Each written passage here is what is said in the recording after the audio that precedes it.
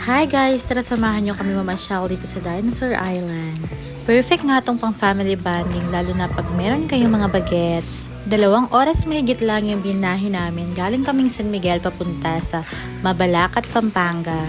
Matagal na nga namin pinaplano ni Alexis na mag-family outing naman pero ngayon nga lang natupad at dito pa sa Dinosaur Island. Kumain naman kami sa bahay bago umalis pero eto nagutom na naman kami kaya napa-order muna kami dito. Heto na nga at nakarating na kami dito sa aming destination at talagang excited ang mga bata. Sinukat nga namin si Calix kung pasok ba siya sa free pero hindi. Lampas 3 feet na nga pala siya. Dumiretso na nga kami dito sa ticket booth para magbayad. Ang in-avail namin is yung 910 per head. All in 7 attraction na siya. Kasama dito yung Dinosaur Island, Insectlandia, Jurassic Jungle at marami pang iba. At ako naman ay dumiretso na dito sa telephone char at nag-aura-aura na nga ako habang fresh pa kasi mamaya Hagardo Bersosa na eme. Tignan nyo at hindi talaga rin nagpahuli yung mga anak ko. Unang part pa lang yan pero tignan nyo naman sumakay na sila dito sa gumagalaw na dinosaur and tumutunog din siya na parang totoong dinosaur talaga. Meron nga dito naglalakad na bandit nagpapamigay ng egg kasi sakto Easter Sunday ngayon nagpunta kami. Wala nga masyadong tao ngayon kaya naman parang solong-solo lang namin ngayon yung Dinosaur Island. Wala nga pressure pag nagpapapicture kami kasi wala namang ibang tao naghihintay sa amin. Kaya naman kahit anong anggulo, aura lang kami. Kung gusto nyo nga rin mga mamshi mamasyal at dalhin yung inyong mga chikiting dito, isulit na nga yung 350 pesos na entrance nyo para dito sa loob ng Dinosaur Island na to. Malawak nga dito sa loob at napakalilim kaya hindi maiinitan ang inyong mga chikiting. Kompleto na nga ata, andito na nga yata lahat ng iba't ibang uri ng dinosaur. Talagang gumagalaw sila at nagsasalita. Nakala mo totoo. Meron din dito mga eggs ng mga dinosaur. Ang sumunod nga is sumakyat sila Alexis sa taas para magpakain ng dinosaur. May bayad nga dyan, 20 pesos per head. Magaling kumuha ng picture ang aming tour guide kaya tuwang-tuwa ako sa kanya. Mga friendly nga yung mga tao dito and approachable. Hindi lang basta tour guide yung nakuha mo. Nakakuha ka rin ng instant photographer. Kaya naman lahat ng picture mo matutuwa ka dahil ang gaganda ng kuha sa'yo. Napakadaming ganap sa loob. Meron nga ditong kulungan ng dinosaur kung saan pwede ka rin pumasok and gumagalaw din yung dinosaur. Meron din ditong naabandona na van and merong gumagalaw na dinosaur sa taas. Tuwang-tuwa nga dito si Calix at tignan mo.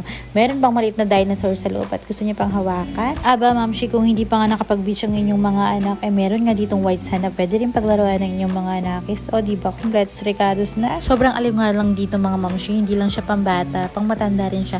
And next, pumunta na kami dito dahil may show yung mga dinosaur. Nag-wait lang kami dito and ganyan karami yung mga kasabay namin. Ayan, ganyan lang kami.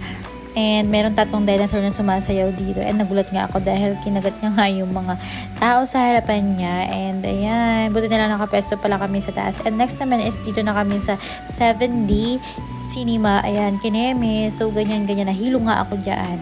Gumagalaw siya. Talagang parang nakasakay ka dyan. And then, may patalsik-talsik pa rin talaga ng tubig pag lumubog sa tubig. And next, dito na kami sa 7 Wonders of the World. Ganito ngayon nasa loob niya. Merong Great Wall of China, mga pyramid. Nagawa nga daw ng alien yan. Char, ngayon ko lang nalaman. Charot.